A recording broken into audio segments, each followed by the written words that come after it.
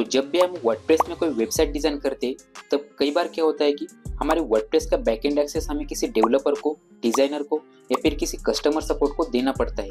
तब उस समय में आपको बार बार न्यू पासवर्ड सेट करना पड़ता है और उसे बार बार हटाना भी पड़ता है। तो उस झंझट से बचने के लिए यहाँ पर मैं आपको बिल्कुल ही सिंपल सा तरीका बताने वाला हूँ और वो है टेम्परेरी लॉगिन। तो टेम्परेरी लॉगिन की मदद से आप सिर्फ एक सिंगल लिंक से अपना जो बैकएंड एक्सेस है वो बैकएंड एक्सेस किसी और को दे सकते हो और वो भी बिना किसी यूजर नेम और पासवर्ड के। और जब बाद में सामने वाले का काम खत्म हो जाएगा तब उसके बाद उस लिंक का जो एक्सेस रहेगा वो एक्सेस ऑटोमेटिक तरीके से एक्सपायर भी हो जाएगा। तो इससे आपकी साइट भी सिक्योर रहेगी और आपको बार बार न्यू पासवर्ड भी क्रिएट नहीं करना पड़ेगा। तो चलिए अभी सारी चीजें प्रैक्टिकली करके देखते हैं। तो सबसे पहले आपको आपके वर्डप्रेस के डैशबोर्ड पर आना है।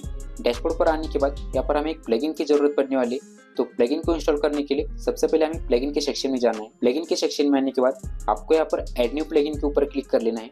उसके बाद यहाँ पर आपको सर्च बॉक्स में सर्च करना है टेम्परेरी लॉगिन विदाउट पासवर्ड। तो ये वाला कीवर्ड यहाँ पर इंटर करने के बाद आपके सामने इस तरह का एक प्लगइन आ जाएगा। तो इस प्लगइन को यहाँ पर आपको इंस्टॉल करके एक्टिवेट कर लेना है। तो इस प्लगइन के यहाँ पर एक्टिवेट हो जाने के बाद आपको जाना है यूजर वाले ऑप्शन में। तो यहाँ पर आपको यूजर का एक ऑप्शन दिखाई दे रहा होगा। तो इसमें आपको टेम्परेरी लॉगिन का एक पॉइंट दिखाई दे रहा होगा। तो यहाँ पर आपको टेम्परेरी लॉगिन के ऑप्शन पर क्लिक कर लेना है। तो जैसे आप यहाँ पर टेम्परेरी लॉगिन के ऑप्शन पर क्लिक करोगे उसके बाद इसका जो डैशबोर्ड है वो डैशबोर्ड आपके सामने इस तरह से ओपन हो जाएगा। तो अभी अगर आप अपनी वेबसाइट का बैकएंड एक्सेस किसी और को टेम्परेरी बेसिस पे देना चाहते हो तो उसके लिए यहाँ पर आपको क्रिएट न्यू के बटन पर क्लिक करना पड़ेगा। तो मैं यहाँ पर क्रिएट न्यू के बटन पर क्लिक कर देता हूँ। तो क्रिएट न्यू बटन के ऊपर क्लिक करने के बाद अब यहाँ पर आपको कुछ इन्फॉर्मेशन इंटर करनी पड़ेगी। तो सबसे पहले यहाँ पर हमें ईमेल इंटर करना पड़ेगा।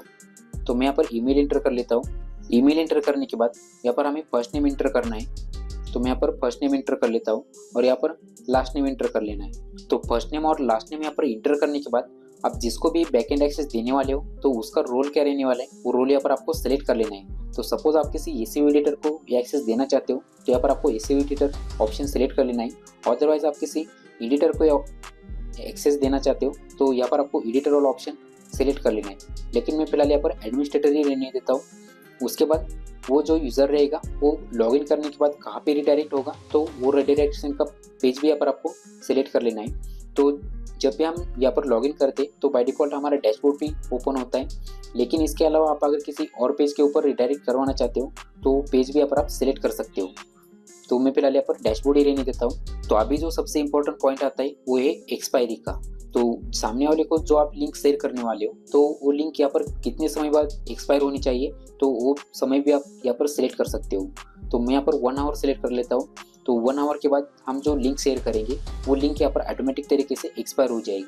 तो ये सारी इंफॉर्मेशन यहाँ पर आपको इंटर करने के बाद आपको सबमिट के बटन पर क्लिक कर लेना है। तो जैसे आप यहाँ पर सबमिट के बटन पर क्लिक करोगे तो सबमिट के बटन पर क्लिक करने के बाद हमें यहाँ पर नीचे टेबल में एक न्यू यूज़र यहाँ पर क्रिएट हुआ दिखाई देगा। तो यहाँ पर आप देख सकते हो हमारे ये न्यू यूज़र यहाँ पर क्रिएट हो चुका है। इस यूज़र का जो रोल है वो रोल भी यहाँ पर हमें दिखाई दे रहा है। और उसके बाद हम जो एक्सेस देंगे तो वो एक्सेस कितने समय बाद ऑटोमेटिक तरीके से एक्सपायर होगा तो उसका टाइमिंग भी यहाँ पर हमें दिया गया है। तो अभी यहाँ पर आप जिस भी यूज़र को अपने वेबसाइट का टेम्परेरी एक्सेस देना चाहते हो तो उसको टेम्परेरी एक्सेस देने के लिए यहाँ पर आपको लिंक कॉपी कर लेनी। इसके अलावा आप अगर इस लिंक को डायरेक्टली कॉपी करना चाहते हो तो इस लिंक को डायरेक्टली कॉपी करने के लिए यहाँ पर आपको लिंक का एक आइकॉन दिखाई दे रहा होगा।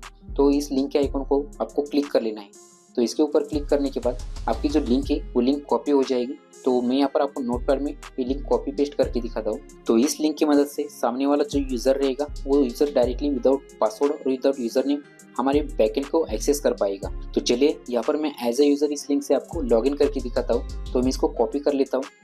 तो इस लिंक को कॉपी करने के बाद इसको एज ए यूज़र लॉगिन करने के लिए मैं इसको इनकॉग्निटिव मोड में पेस्ट कर देता हूँ। तो यहाँ पर आप देख सकते हो मैं आपको यहाँ पर किसी भी तरह का यूज़र नेम और पासवर्ड इंटर करके नहीं दिखाऊंगा।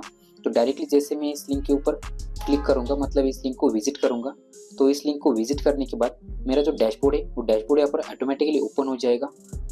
तो थोड़ी देर यहाँ पर वेट कर लेते हैं।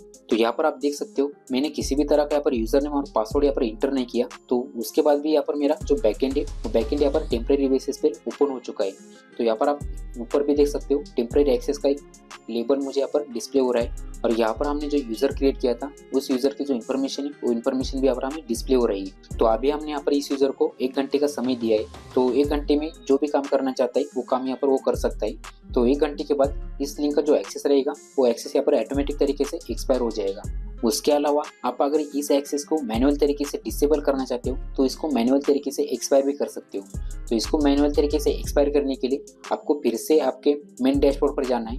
मेन डैशबोर्ड पर आने के बाद यहाँ पर आपको एक डिसेबल का ऑप्शन दिखाई दे रहा होगा, तो यहाँ पर आपको लॉक का साइन दिखाई दे रहा होगा। तो इस डिसेबल का ऑप्शन पर आपको क्लिक कर लेना है। तो जैसे आप इस डिसेबल के ऑप्शन पर क्लिक करोगे उसके बाद उसका जो एक्सेस रहेगा तो इस लिंक का जो एक्सेस ऑटोमेटिक तरीके से एक्सपायर भी हो जाएगा।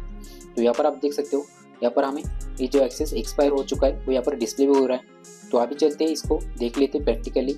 तो मैं अभी इसको रिफ्रेश कर देता हूँ।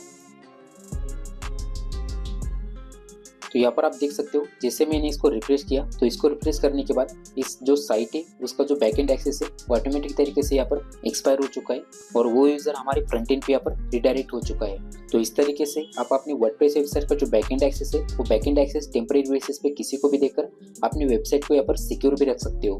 तो वर्डप्रेस सिक्योरिटी के ऊपर हमने पहले भी बहुत सारे वीडियो बनाए, आप अगर वो वीडियो देखना चाहते हो तो उनकी लिंक आपको डिस्क्रिप्शन में और आई बटन पे भी मिल जाएगी। तो आई होप ये सिंपल सा वीडियो आपको पसंद आया होगा। अगर इस वीडियो से रिलेटेड आपको कोई क्वेरीज है तो उसके लिए आप मुझे कमेंट भी कर सकते हो। फिलहाल के लिए तो इतना ही, मिलते हैं नेक्स्ट वीडियो में।